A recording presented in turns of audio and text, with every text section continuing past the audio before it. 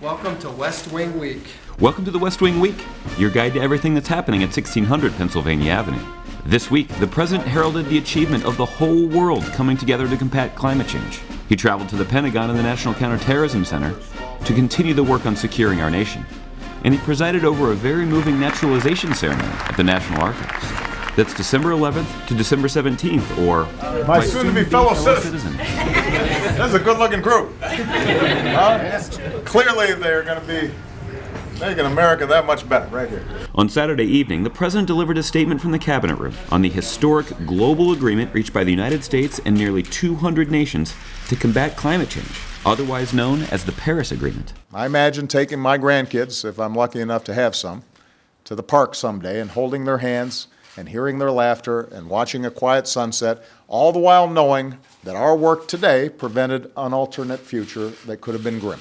That our work here and now gave future generations cleaner air and cleaner water and a more sustainable planet. And what could be more important than that? The work week kicked off with an official visit to the Pentagon. Alongside the Vice President, the President convened a National Security Council meeting on the counter-ISIL campaign. Afterward, the President spoke to the media on the need to intensify our coalition efforts against ISIL to degrade and ultimately destroy that terrorist organization. Tuesday morning was a time for a trip to the National Archives, where the President got to do one of his favorite things, attend a naturalization ceremony. New American citizens representing 25 different countries took the oath and did so within reach of the actual document that makes that ceremony possible, the United States Constitution. Just about every nation in the world to some extent admits immigrants, but there's something unique about America. We don't simply welcome new immigrants. We don't simply welcome new arrivals. We are born of immigrants. That is who we are.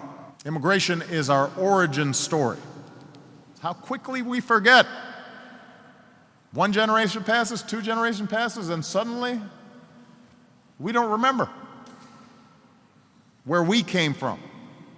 And we suggest that somehow there is us and there is them. Not remembering we used to be them. Later, the People's House served as a stop for Eden's Make-A-Wish scavenger hunt. Eden is battling brain cancer, and First Dogs Bo and Sunny gave her a special clue to help her fulfill the wish she made, to meet and ride a unicorn.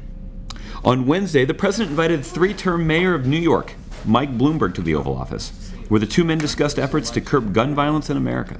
On Thursday, in advance of the holidays, the president traveled to the National Counterterrorism Center for a threat briefing and to review efforts across our entire government to prevent attacks and protect the homeland. I want every American to know, as you go about the holidays, as you travel and gather with family and the kids open their presents, and as you ring in the new year, that you've got dedicated patriots working around the clock all across the country to protect us all.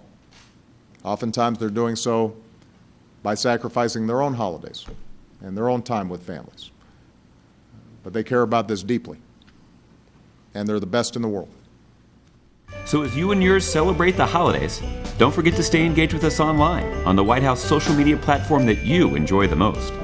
As always, thanks so much for checking out this edition of West Wing Week, and from your West Wing staff here at the White House, we wish you a safe and happy holidays.